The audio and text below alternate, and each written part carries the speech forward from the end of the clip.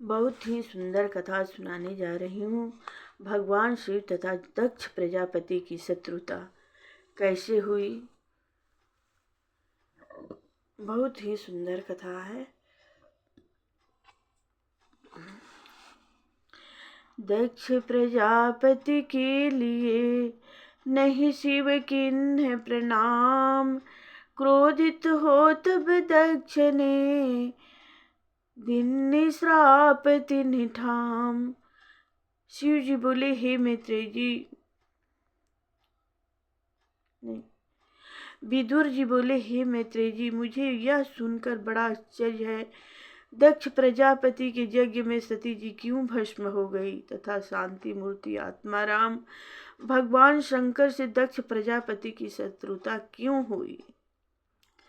श्री मैत्रेय जी बोले, हे विदुर जी, एक समय संपूर्ण प्रजापतियों ने यज्ञ किया। एक समय संपूर्ण प्रजापतियों ने यज्ञ किया जिसमें सब बड़े बड़े देवता ऋषि महर्षि आज पधारे। उस काल प्रजापति दक्ष भी उस यज्ञ में आए। उनके तेज से संपूर्ण यज्ञ मंडप सूर्य के समान जगमगाने लगा। उनके स्वागत के लिए ब्रह्मा जी तथा शंकर जी के अतिरिक्त संपूर्ण प्रजापति ऋषि महर्षि देवता उठकर खड़े हुए। शिव जी का ऐसा व्यवहार देखकर दक्ष प्रजापति को बड़ा क्रोध आया और बोले, हे देवताओं तथा ऋषि महर्षियों, मेरी बात सुनो। मैं अहंकार बस नहीं कह रहा हूँ, किंतु लोक मर्यादा तथा शिष्टाचार की रक्षा के हेतु ही कहता हूँ कि यह निर्लज शंकर सब लोकपालों की कीर्ति को मिट्टी में मिला रहा है। इसने अहंकार व सत्पुरुषों के आचरण को भी धूल में मिला दिया है। मैंने भोला शंकर सत्पुरुष समझकर अपनी सुंदर कन्या सती इनको ब्याह दी। इस नाते से भी यह मेरे पुत्र के समान हुआ। इसको उठकर मेरा सम्मान करना चाहिए था, मुझे प्रणाम करना चाहिए था, किंतु इसने ऐसा नहीं किया। मेरी इच्छा न होते हुए भी इस अपवित्र भ्रष्ट कर्म करने वाले, घमंडी, धर्म की मर्यादा को उल्लंघन करने वाले भूत प्रेत के साथ ही इस नंग धड़ंग पागल को मैंने अपनी कन्या दे दी। यह शरीर के में भस्म लगाता है, कंठ में नरमुंडों की माला पहनता है। यह तो केवल नाम मात्र का शिव है, वैसे यह मंगल रूप है। यह बड़ा मत वाला तमोगुणी है। मैंने अपने पिता ब्रह्मा जी के कहने से अपनी सुंदरी कन्या इसे दी। श्री मैत्रेय जी बोले, विदुर जी, दक्ष प्रजापति ने संपूर्ण देवताओं तथा ऋषि महर्षियों के सन्मुख सदा शिव भगवान का इस प्रकार अपमान किया और उनसे बुरा भला कहा। भगवान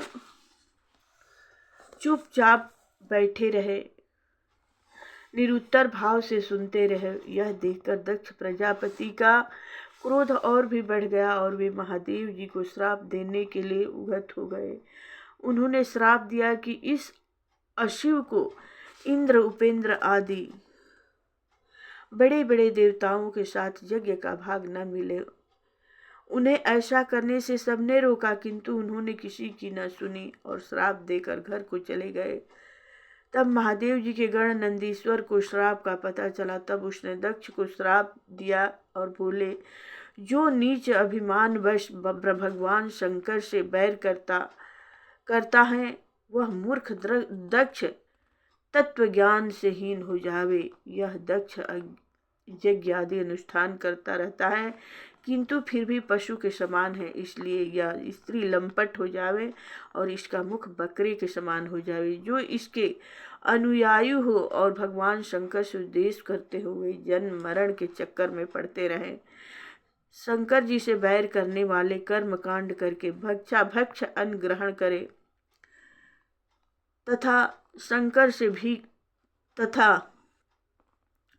संसार से भीख मांगते फिरे। नंदीश्वर का ऐसा घोर श्राप सुनकर भृगु जी ने यह श्राप दी कि शिव भक्त शास्त्रों के विरुद्ध कर्म करने वाले तथा पाखंडी हो, उन्हें सूरा अति प्रिय हो। मैत्रेय जी बोले, हे विदुर जी, भृगु मुनि के ऐसे घोर श्राप को सुनकर भगवान सदाशिव कुछ खिन्न होकर अपने अनुचरों के साथ वहां चले गए। वहां से चले आए। उन प्रजापतियों ने 1 सहस्त्र वर्षों में उस यज्ञ को पूर्ण किया और प्रयाग में यज्ञांत स्नान करके अपने घरों को चले गए। अब सती की दक्ष प्रजापति के घर जाने की कथा सुना रही हूँ। पिता यज्ञ सुन कर सती मन में अति हर्षाय, करी उल्लंघन पति वचना पहुँचे पितु गृह जाय। श्री मैत्रेय जी बोले, विदुर जी, दक्ष प्रजापति तथा भगवान शंकर परस्पर बैर विरोध बढ़ता ही गया। कुछ काल पश्चात ब्रह्मा जी ने दक्ष प्रजापति को सब प्रजापतियों का स्वामी बना दिया। इस कारण दक्ष का गर्व और भी अधिक बढ़ गया। उसने अनेकों यज्ञ किए। पहले वाजपेयी यज्ञ किया, फिर बृहस्पति यज्ञ किया। उस यज्ञ में सभी देवर्षि, ब्रह्मर्षि, ब्रह्मनिष्ठा महापुरुषों को निमंत्रण दिया। सभी देवता, पितर आदि अपनी अपनी गृहिणियों सहित बड़े आदर सत्कार से पधारे। इस समय आकाश में विमानों को जाते हुए देखकर दक्ष प्रजापति की पुत्री सती ने इसका कारण जानने की इच्छा की। सती ने देखा, असंख्यों विमान कैलाश के निकट होकर जा रहे हैं, जिनमें गंधर्व तथा यक्षों की अति सुंदर स्त्रियां रत्नाभूषणों से सुसज्जित होकर अपने अपने पतियों के साथ जा रही हैं। उन्होंने आश्चर्यमय होकर इसका कारण शंकर जी से पूछा और बोली, हे देवाधिदेव, मैंने सुना है कि मेरे पिता तथा आपके ससुर दक्ष प्रजापति ने एक बड़ा भारी यज्ञ किया है। मुझे प्रतीत होता है कि ये देवता यक्ष गंधर्व अपनी पत्नियों सहित सज सज कर तथा विमानों में बैठकर वहीं जा रहे हैं। वहां पर अन्य संबंधी भी अपने इष्ट मित्रों के साथ तथा मेरी बहिनें भी अपने पतियों के साथ अवश्य ही पधारी होगी। मेरी इच्छा है कि मैं भी आपके साथ पिता के यज्ञ में जाकर अपने पिता माता के उपहार को स्वीकार करूं। मेरा मन माता पिता, बहनों, मौसियों आदि को देखने के लिए बड़ा इच्छुक है। हे भगवान, आप संसार की उत्पत्ति करता है। यह त्रिगुणमयी सृष्टि आप ही में विराजमान है, किंतु मैं स्त्री जाति होने से आपके तत्व ज्ञान से अज्ञान हूँ। इसी कारण अपनी जन्मभूमि देखने के लिए मैं अति उत्सुक हूँ। हे पतिदेव, बहुत सी स्त्रियां जिनका मेरे पिता दक्ष से कोई नाता नहीं है, किंतु वे भी अपने पतियों के साथ उस यज्ञ की शोभा देखने के लिए बड़े आनंद से जा रही हैं। मेरे जो तो वे पिता हैं, मुझे तो अवश्य जाना चाहिए। आप यह कहेंगे बिना बुलाए वहाँ नहीं जाना चाहिए, तो इसके लिए यह है कि पति, गुरु, माता पिता, इष्ट मित्रों के यहाँ बिना बुलाए भी जा सकते हैं। हे कृपानाथ, आप मुझ दासी पर कृपा करके मुझे वहाँ जाने की आज्ञा अवश्य दीजिए।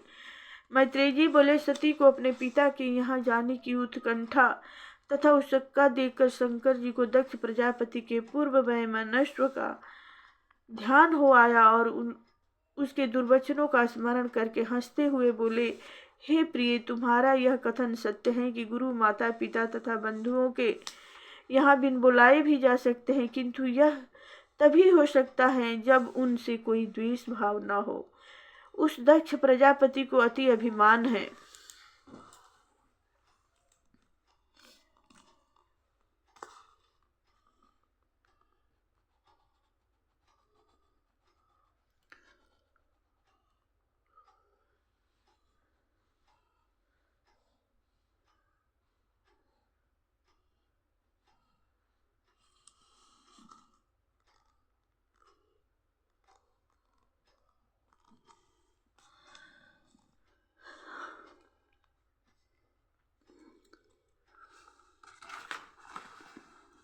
उसका विवेक अभिमान के कारण नष्ट हो चुका है। सत्पुरुषों के 6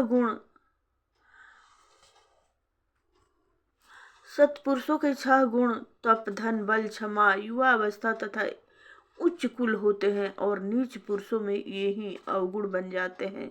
उन्हें इन गुणों की प्राप्ति से अहंकार अहंकार चढ़ जाता है। ऐसे अभिमानी तथा अनादर करने वाले संबंधी के यहाँ कदापि न जाना चाहिए।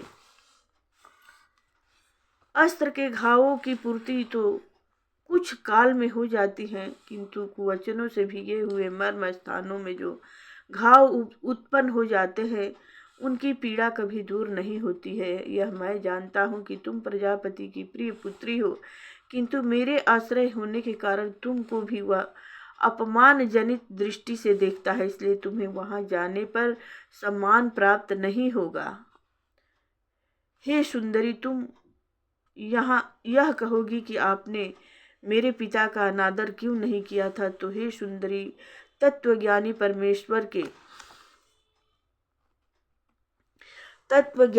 परमेश्वर के अतिरिक्त किसी को प्रणाम नहीं करते तथा मस्तक नहीं झुकाते। वे तो केवल भगवान वासुदेव को ही अपना सिर झुकाते हैं तथा उन्हें प्रणाम करते हैं। ऐसे देहाभिमानियों के सन्मुख कभी नम्रता प्रकट नहीं करते।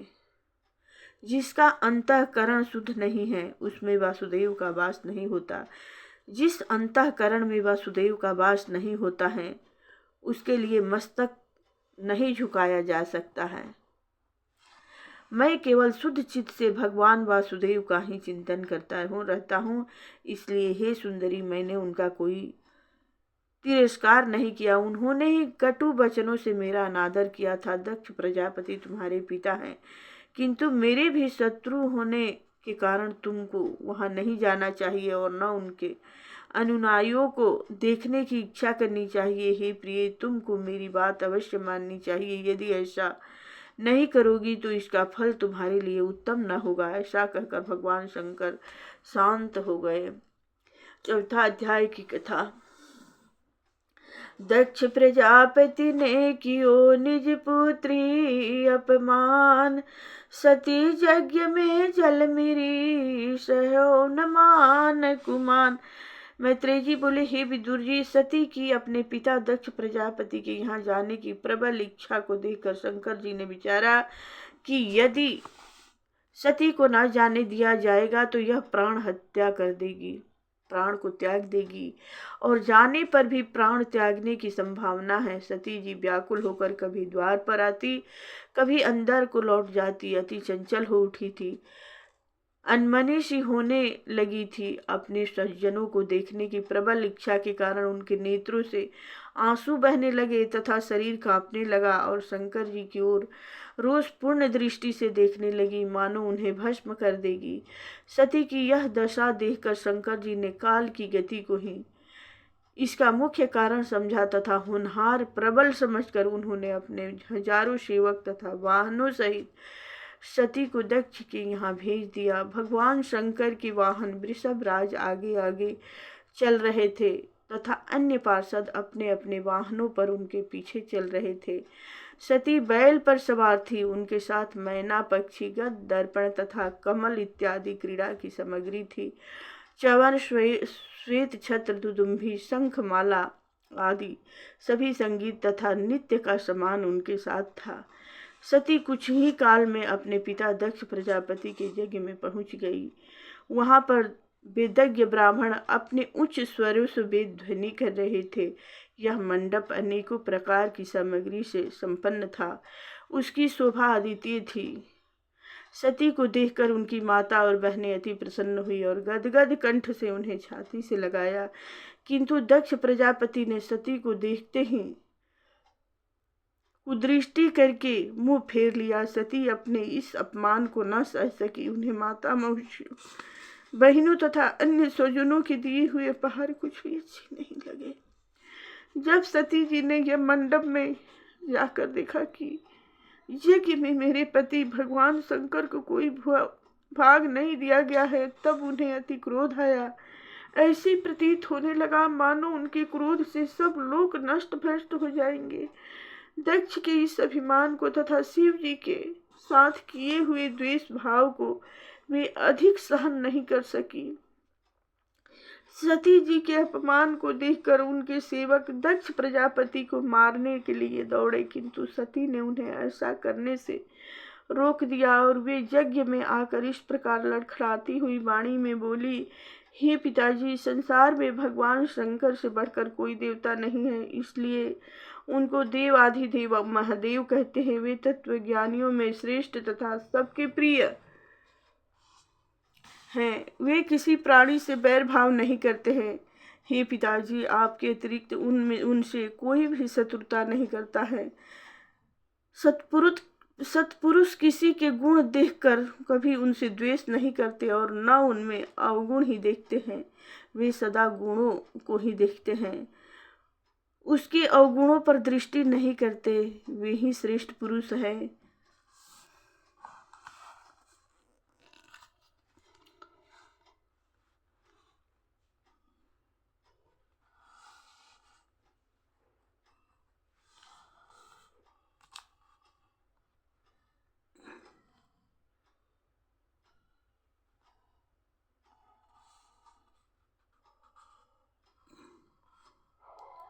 श्रेष्ठ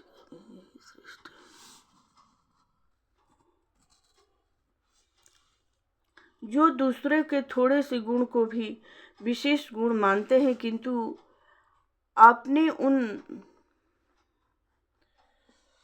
आपने उन सर्वशक्तिमान भगवान शंकर को दोषी ठहराया है। जो मूर्ख मनुष्य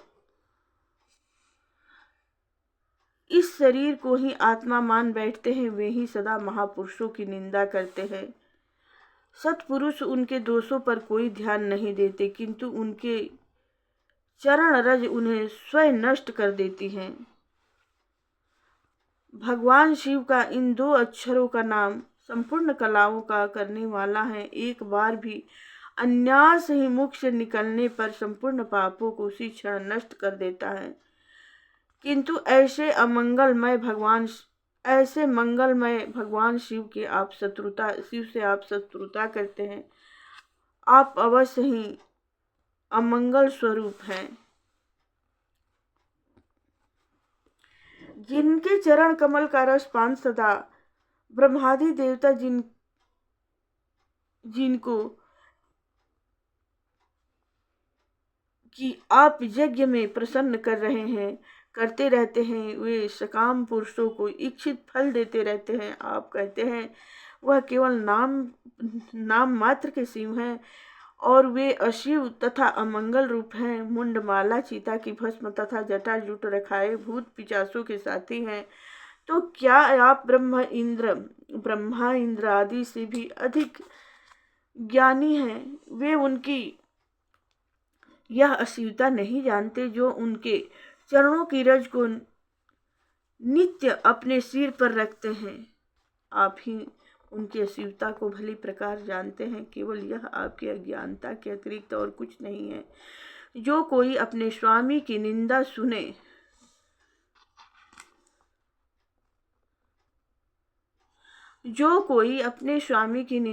वह उस निंदा करने वाले को अवश्य दंड दे। यदि दंड देने की शक्ति न हो तो कानों में उंगली डालकर शीघ्र वहां से उठ दे, और यदि शक्ति हो तो उसकी जीभ काट ले। इसके लिए यदि प्राणों को न्यौछावर करना हो तो प्राण भी त्याग दे। अब मैं आपसे उत्पन्न इस शरीर को अवश्य त्याग दूंगी, क्योंकि आपके रक्त से यह शरीर अपवित्र है। मनुष्य दूसरे के धर्म की निंदा न करें, अपने ही धर्म में रत रहें। प्रवृत्ति तथा निवृत्ति दोनों ही धर्म के मार्ग उत्तम हैं। वेद ने दोनों ही मार्गों को उत्तम बताया है। आप प्रवृत्ति मार्ग यज्ञ आदि को उत्तम मानते हैं, किंतु भगवान शंकर तो इन दोनों मार्गों से भी परे परम ब्रह्मा रूप हैं। उन्हें तो किसी भी कर्म के करने की आवश्यकता नहीं है। आप आत्मज्ञानी भगवान शंकर का अपराध करने वाले हैं। इसका उचित दंड मैं अपने शरीर को त्याग कर अवश्य दूंगी, क्योंकि शंकर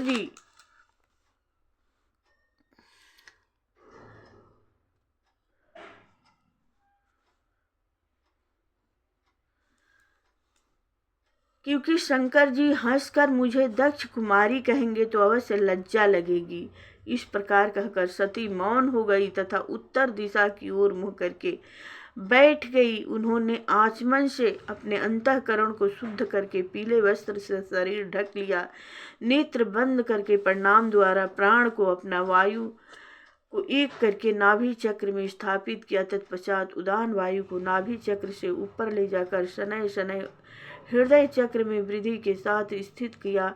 फिर उदान वायु को ऊपर उठाकर कंठ मार्ग के द्वारा हृदय से भुकुटियों के मध्य में स्थापित किया।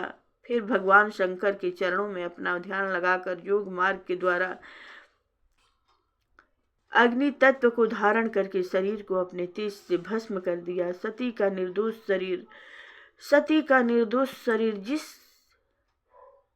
शरीर जिसमें दक्ष अभिमानी का रक्त था, सती का निर्दोष शरीर जिसमें दक्ष अभिमानी का रक्त था, उसे योग अग्नि ने जला दिया। सती के इस प्रकार देह त्याग पर संपूर्ण उपस्थित देवता ऋषि महर्षि बड़ा आश्चर्य में हुए। वहां पर भयंकर कोलाहल तथा हाहाकार मच गया। सबने दक्ष को बुरा भला कहा। शंकर का द्रोही होने के कारण उसका अपजस होने लगा। जब शिवजी के पार्षदों ने सती के प्राण त्याग को देखा तब वे क्रोधित होकर अपने अपने अस्त्र शस्त्रों के साथ दक्ष को मारने के लिए दौड़ पड़े। भृगु जी ने यज्ञ में विघ्न देखा। उन्होंने अपहंत रक्षक मंत्र से दक्षिणाग्नि में आहुति डाली, जिससे के प्रभाव से यज्ञ कुंड से ऋभु नाम के सहस्त्रों देवता उत्पन्न हो गए। उन्होंने ब्रह्म तेज से जलती हुई लकड़ियों लेकर शिवजी के सेवकों पर आक्रमण किया। संपूर्ण सेवक गण उनके भय से इधर उधर भाग निकले। वीर 5वें अध्याय की कथा। वीरभद्र ने जाय कर कियो दक्ष जगनाश, शिवद्रोही का जगत में होवे इस विधि हास। मैत्रेय जी बोले, विदुर जी, जब भगवान शंकर जी को नारद जी द्वारा सती के भस्म होने तथा उनके सेवकों को दक्ष प्रजापति के यज्ञ से भगा देने का समाचार मालूम हुआ, तब उनके क्रोध का पारावार नहीं रहा। उन्होंने अति क्रोधित होकर अपनी एक जटा को नोच डाला, जो अधिक तथा विद्युत की समान तेजोमय थी। उसे नोचकर झट पृथ्वी पर पटका, भयंकर ठास किया। उससे तत्क्षण एक विशाल काय भयंकर पुरुष प्रकट हुआ। उसका शरीर इतना लंबा चौड़ा था कि वह आकाश को छूता था। उसके सहस्त्र भुजाएं थी। उसका श्याम रंग था तथा अग्नि के समान जलते हुए 3 नेत्र थे। उस पुरुष की दाढ़ें विकराल तथा अति तीक्ष्ण थी। उसकी लाल लाल जटाएं अग्नि के समान थी। कंठ में मुंडमाला तथा हाथों में अस्त्र शस्त्र थे। उसने प्रकट होकर भगवान भूतनाथ से पूछा, हे देवाधिदेव, मुझे क्या आज्ञा है? तब भगवान शंकर ने कहा कि वीरभद्र, तुम मेरे अंश से प्रकट हुआ है, इसलिए मेरे संपूर्ण पार्षदों का अधिपति होकर शीघ्र ही दक्ष प्रजापति के यज्ञ में जा और उसे नष्ट भ्रष्ट कर दे।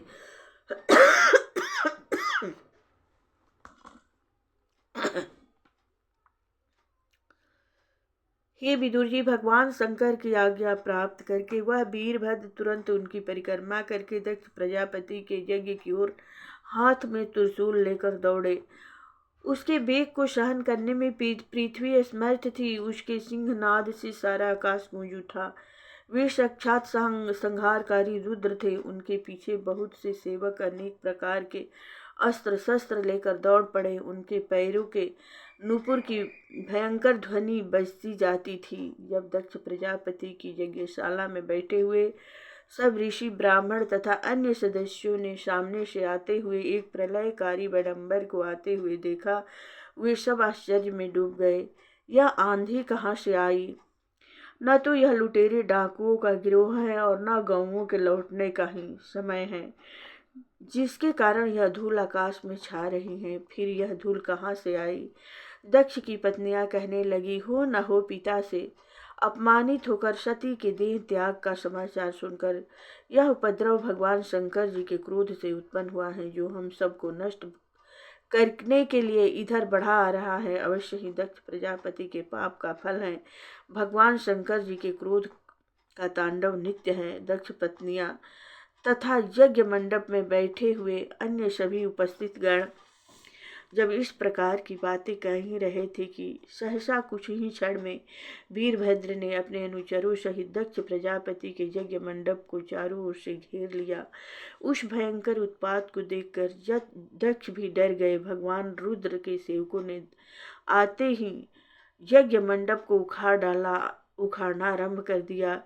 किसी ने खंभे उखाड़े, किसी ने कलश तोड़े, किसी ने यज्ञ की अग्नि में रुधिर की वर्षा कर दी, किसी ने यज्ञशाला नष्ट कर दी, किसी ने सभा मंडप अतिथि मंडप नष्ट कर दिया, यज्ञ अग्नियों को बुझा दिया, किसी ने वेदी नष्ट भ्रष्ट कर दी, किसी ने स्त्रियों को डराया, किसी ने मुनियों को डराकर भगा दिया, किसी ने भागते हुए देवताओं को पीटा। मणिमान पार्षद ने भृगु ऋषि को पकड़ लिया, वीरभद्र ने दक्ष प्रजापति को बांध लिया, चंडीश ने प्रीषा को बांध लिया तथा नंदीश्वर ने भगदेव को बांध लिया। हे विदुर जी, भगवान शंकर से सेवकों की भयंकर मार से सब देवता ऋषि आदि भाग निकले, किंतु भृगु जी हवन करते रहे। वीरभद्र ने भृगु जी की दाढ़ी तथा मूछें उखाड़ ली, क्योंकि भृगु जी ने मूछ हिलाकर शंकर जी को अपमान किया था। अपमान प्रजापति की सभा में किया था। भगदेव को पृथ्वी पर पटक पटक कर उसकी आंखें बाहर खींच ली, क्योंकि भगदेव ने महादेव जी के विरुद्ध दक्ष को चैन देकर संकेत किया था। प्रीषा के दांत उखाड़ लिए, क्योंकि शिव जी को जब दक्ष ने बुरा भला कहा था तब वह दांत निकालकर हंसने लगा।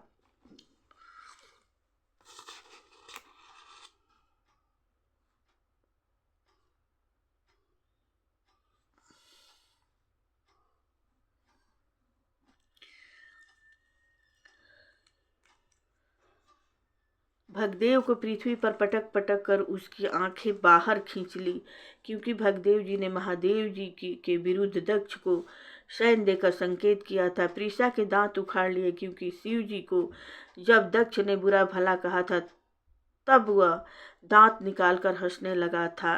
तत्पश्चात वीरभद्र दक्ष की छाती पर चढ़कर उसका सिर अपने खंडक से काटने लगे, किंतु उसकी त्वचा बड़ी दृढ़ थी, वह तलवार से नहीं कटी। तब उन्होंने उसके कटे हुए सिर को यज्ञ की जलती हुई अग्नि में डाल दिया। यह देखकर सभी भूत प्रेत आदि अनुचर प्रसन्न होकर धन्य है ऐसा कहने लगे। वीरभद्र ने क्रोधित होकर संपूर्ण यज्ञशाला में आग लगा दी। उनको नष्ट भ्रष्ट करके शंकर जी के पास कैलाश को चले गए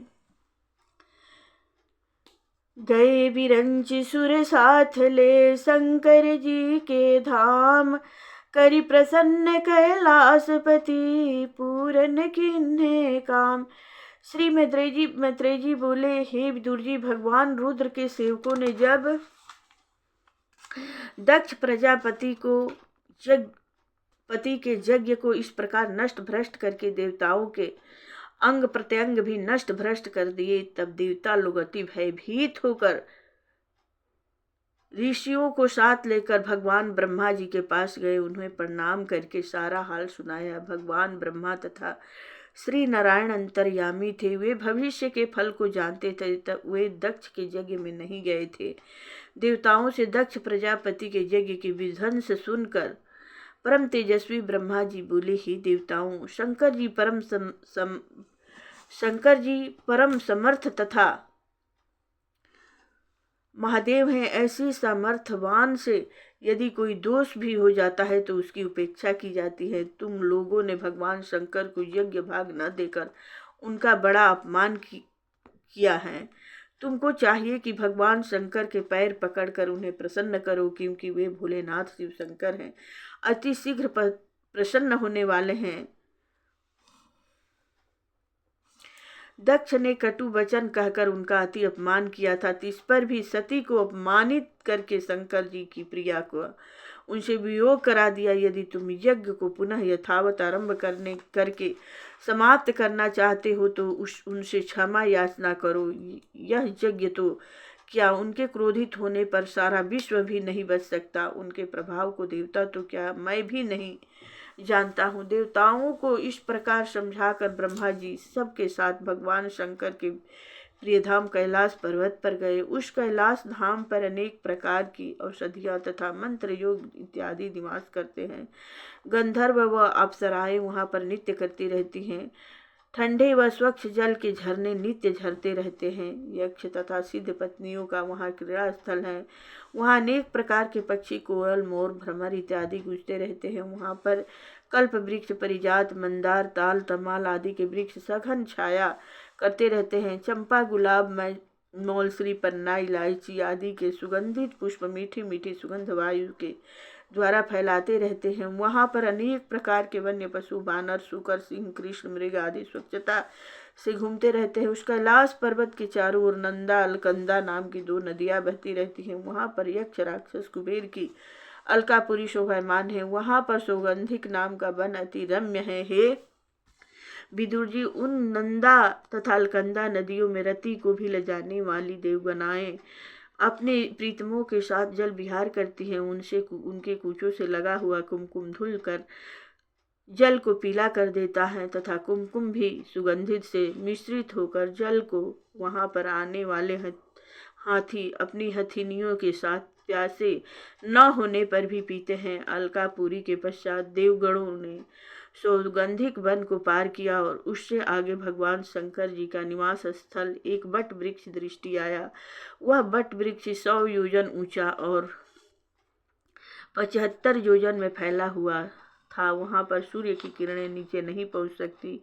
उस बट वृक्ष पर कोई पक्षियों का घोंसला भी नहीं रहता है। वहाँ पर योग मुद्रा में बैठे हुए देवाधिदेव भगवान शंकर जी को विराजमान देख भगवान शंकर जी की मूर्ति अति सौंदर्यमयी, क्रोधहीन तथा शांत थी। वहाँ पर शंकादिक सिद्धिगण के साथ यक्ष, राज, कुबेर उन शंकर जी की सेवा कर रहे थे। भगवान शंकर की कांतिमान शरीर पर भस्म मृग चर्म थी, सिर पर जटा और दंड धारण किए हुए थे। उनके सुंदर भाल पर भालेंद्र चंद्रमा शोभायमान था। वहाँ पर बहुत से ब्रह्म ज्ञानियों के बीच में नारद जी बैठे हुए थे। भगवान शंकर से ब्रह्म का उपदेश सुन रहे थे।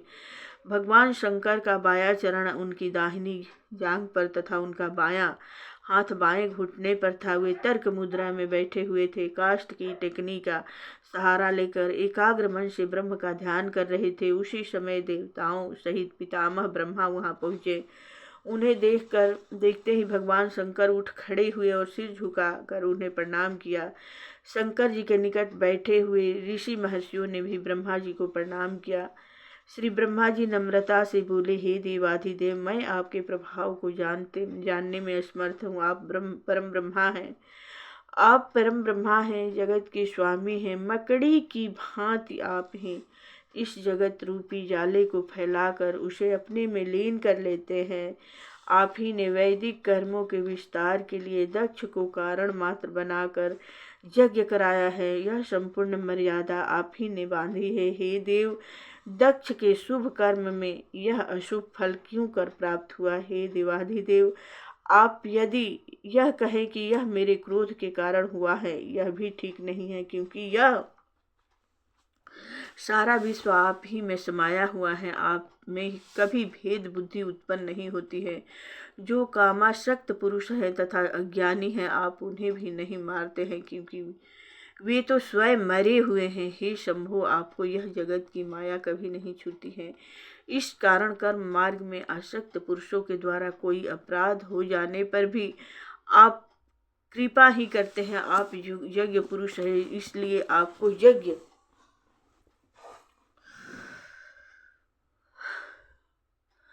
यज्ञ का नाश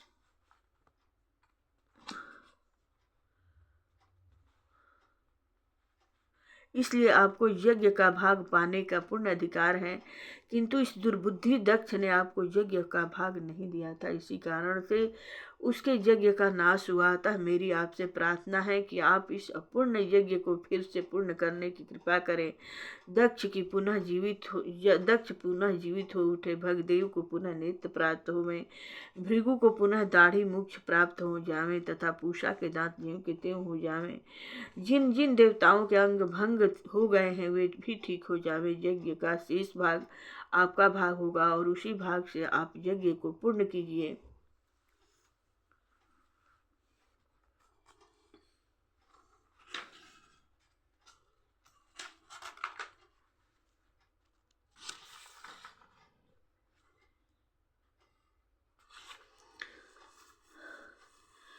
भगवान शंकर द्वारा दक्ष प्रजापति के यज्ञ की पूर्ति की कथा।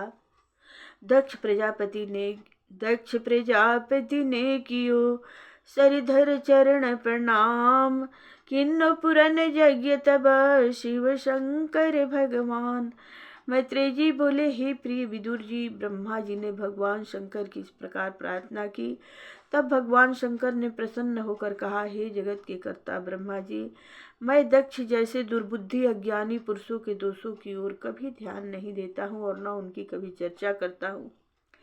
केवल मैंने उपदेश रूप में यह नाम मात्र का दंड दे दिया है, जिससे उसका अहंकार नष्ट हो जाए। उसका सिर यज्ञ की अग्नि में जल गया है, अतः उसके बकरे का सिर जोड़ दिया जाए। भगदेव को मित्र देवता के नेत्र दिए जाते हैं, उनके नेत्र से वह अपना यज्ञ भाग देख सकता है। पूषा के दांत नष्ट हो गए हैं, अतः वह दक्ष के दांतों से अपना भोजन करेंगे।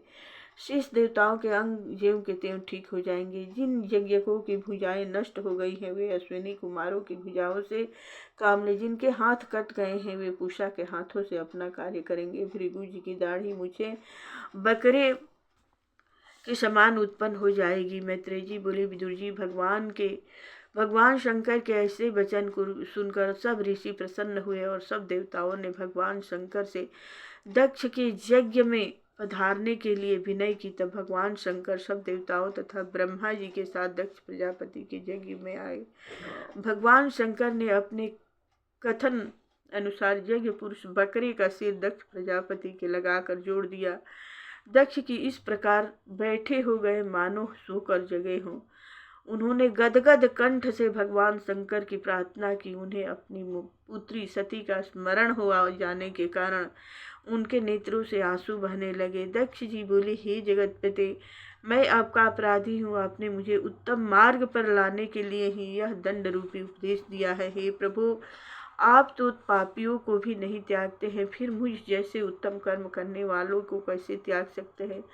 आप ही ब्रह्म रूप तत्व ज्ञान के देने वाले हैं। आप ही रुद्र रूप होकर संहार करते हैं। मेरी प्रवृत्ति केवल कर्म कांडों में ही होने से मैं तत्वमय ज्ञान से अनिभिज्ञ हूँ। इसी कारण मैं आपके स्वरूप के तत्व को न जान सका। मैं अपने अपराध के कारण नीच जोनियों में जाने वाला था। आपने मुझ दीन पर दया करके उन नरकों से बचा लिया। मैं आपको प्रसन्न करने में अपने को अयोग्य पाता हूँ।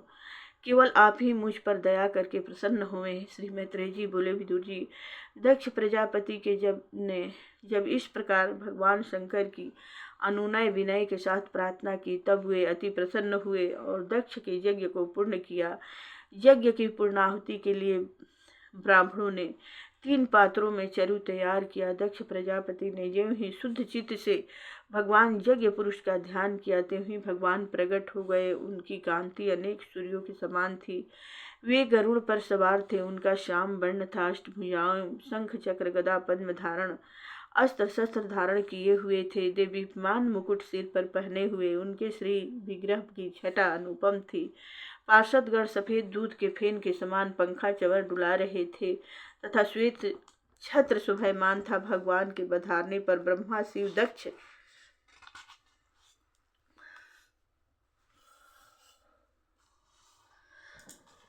प्रजापति तथा इंद्र आदि देवताओं ने प्रार्थना करना आरंभ किया। दक्ष बोले, भगवान, आपकी माया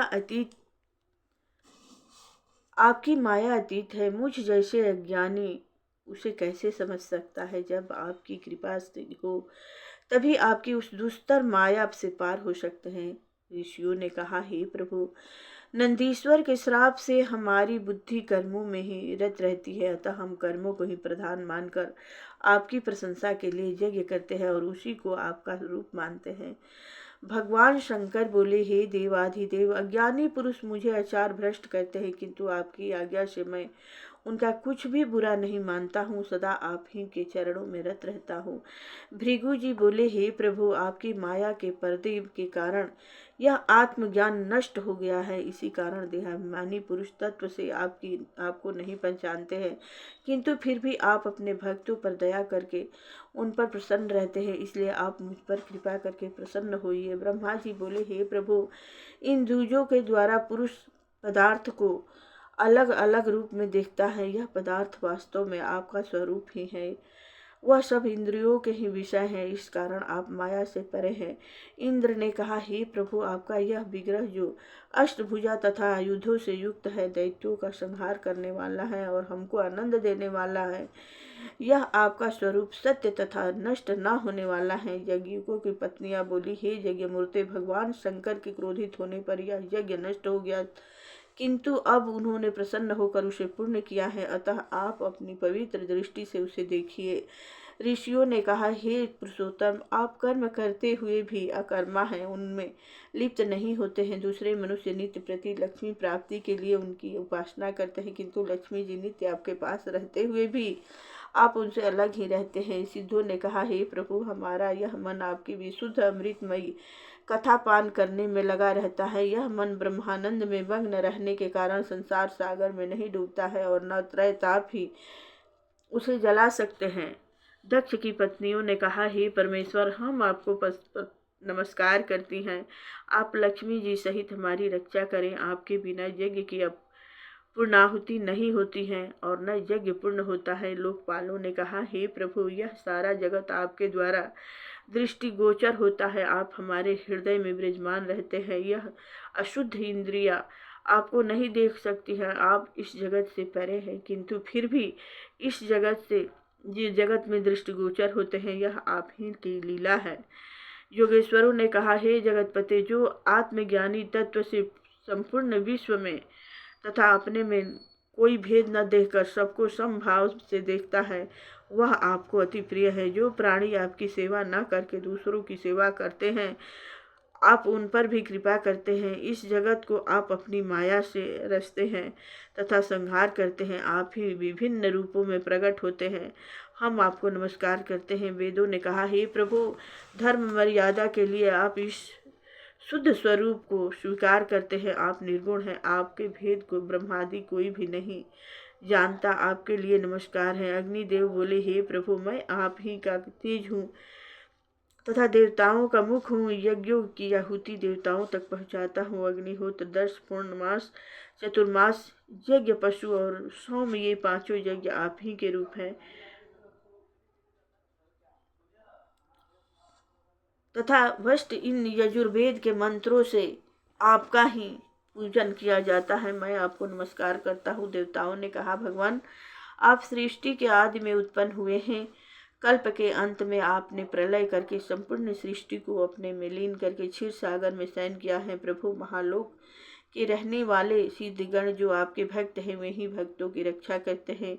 गंधर्वों ने कहा, ये देवता आदि सभी आपके अंश हैं। हम आपको प्रणाम करते हैं। विद्याधर बोले, देव, यह जीव मनुष्य देह को प्राप्त करके देहाभिमान के कारण मैं मेरेपन का अभिमान कर बैठता है और वह दुर्बुद्धि विषयों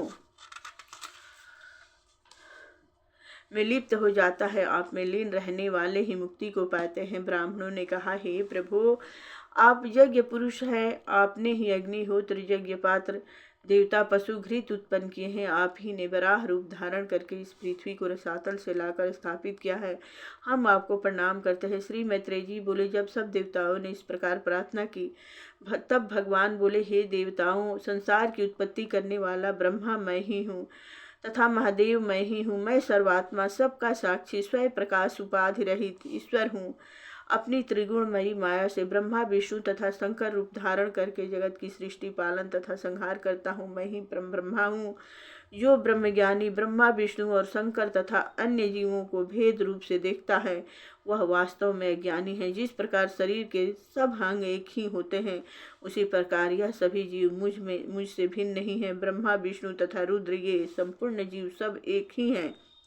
जो इसमें भेद नहीं देखता है, वही सच्चा आत्मज्ञानी मुझे प्रिय है। मैत्रेय जी बोले, भगवान के इस प्रकार कहने के पश्चात दक्ष ने एकाग्र चित्त से भगवान शंकर की पूजा करके यज्ञ के शेष भाग को उन्हें प्रदान किया तथा यज्ञ समाप्त करके अभृत स्नान किया। सब देवताओं ने उन्हें आशीर्वाद दिया और वे अपने अपने लोक को चले गए। हे विदुर जी, दक्ष प्रजापति की पुत्री सती ने दूसरे जन्म में हिमालय की पत्नी मैना के गर्भ से जन्म लिया। उस जन्म में भी उन्होंने शंकर को ही अपना पति बनाया। मैंने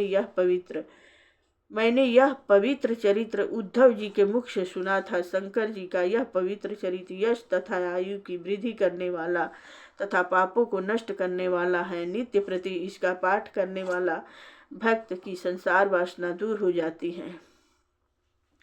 प्रेम से बोलिए शंकर भगवान की जय हो।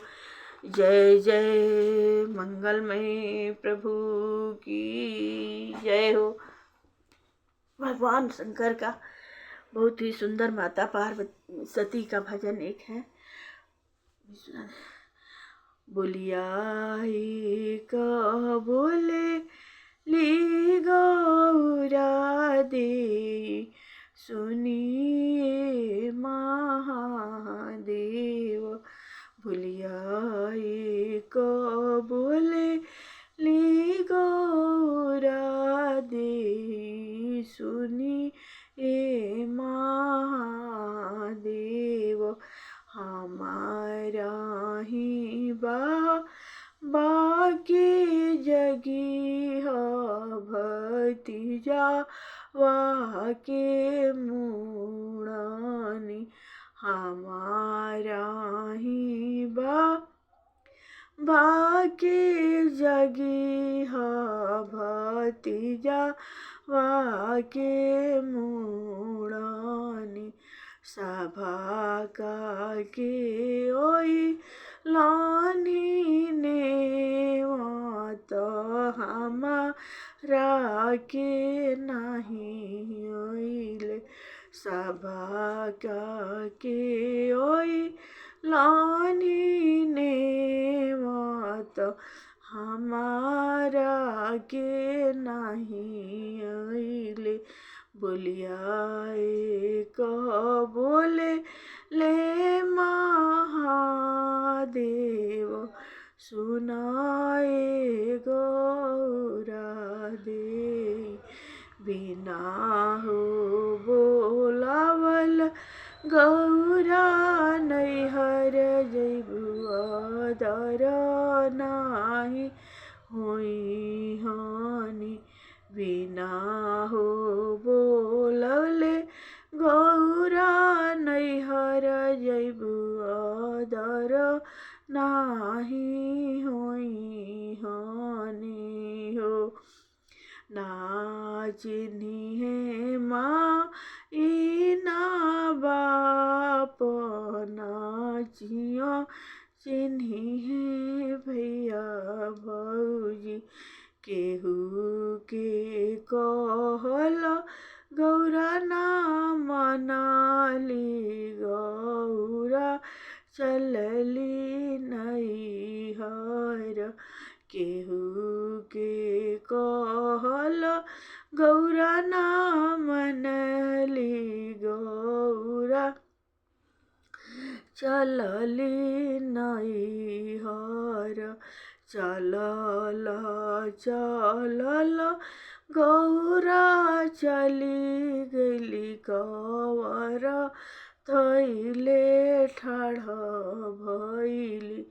ना चिन्ह सुमा ना बाप नाहियो चिन्ह सुभैया भौजी।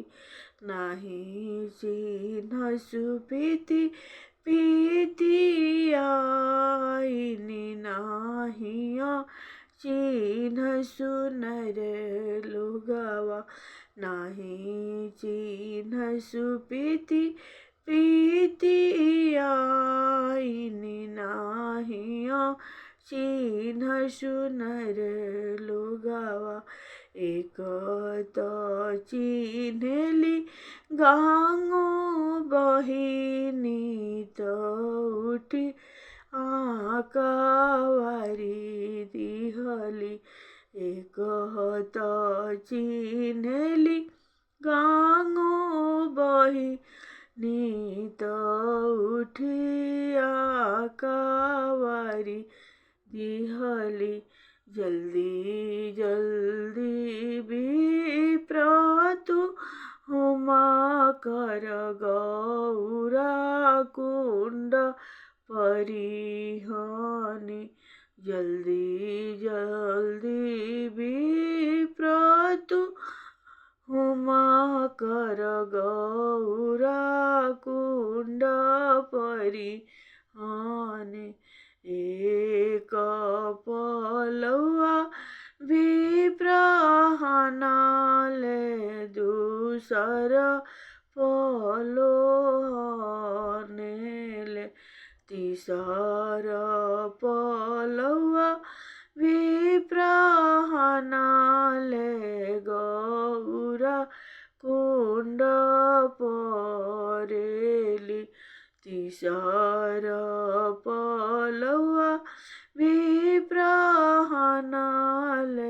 गौरा कुंड परेली ध्वजावा से उतरे ले महादेव जगिया विध्वंस करब जगिया विध्वंस करब रोवेली माँ दागिनी भोला से अरज करस रोवेली माँ दागिनी भोला से अरज करस गौरा के बदलवे शिवजी हम गौरा देबो फेरु शिव परी छवि गौरा के बादलवा शिव हम गौरा देबो फेरु शिव परी छवि। जय भोलेनाथ, हर हर महादेव। श्री भागवत भगवान की है आरती पापियों को पाप से है तारती ये शांत गीत पावन पुनीत पापों को मिटाने वाला है हरि दर्श कराने वाला है ये सुख करनी ये दुख करनी ये सुख करनी ये दुख हरणी श्री मधुसूदन की आरती श्री मधुसूदन की आरती पापियों को पाप से है तारती श्री मधुसूदन की आरती पापियों को ये मधुर बोल मम पंथ खोल सन्मार्ग बताने वाला है बिगड़ी को बनाने वाला है श्री राम यही घनश्याम यही श्री राम यही घनश्याम यही प्रभु की महिमा की आरती प्रभु की महिमा की आरती पापियों को पाप से है तारती श्री भागवत भगवान की है आरती पापियों को पाप से है तारती ये शांत गीत पावन पुनीत पापों को मिटाने वाला है ये शांत गीत पावन पुनीत पापों को मिटाने वाला है हरि दर्श कराने वाला है ये सुख करनी यह दुख हरणी यह सुख करनी यह दुख हरणी श्री मधुसूदन की आरती श्री मधुसूदन धन की आरती। पापियों को पाप से है तारती। ये अमर ग्रंथ, ये मुक्ति पंथ, ये पंचम वेद निराला है। ये शांत गीत पावन पुनीत, पापों को मिटाने वाला है। ये मधुर बोल मम पंथ खोल, सन्मार्ग बताने वाला है। बिगड़ी को बनाने वाला है। श्री राम यही घनश्याम यही, श्री राम यही घनश्याम यही, प्रभु की महिमा की आरती, हरि की महिमा की आरती। पापियों को पाप से है तारती। श्री भागवत भगवान की है आरती। पापियों को पाप से है प्रेम से बोलिए भगवत भगवान की जय। अमर ग्रंथ की जय, मुक्ति पंथ की जय, सर्वदेव सर्वदेवी सर्ववेद ग्रंथ की जय। तुलसी ठाकुर की जय। कथा विसर्जन होता है। सुनहु सकल सब देव, जो जन जहाँ से आए हैं, तह तह करहु निवास। जय प्रभु।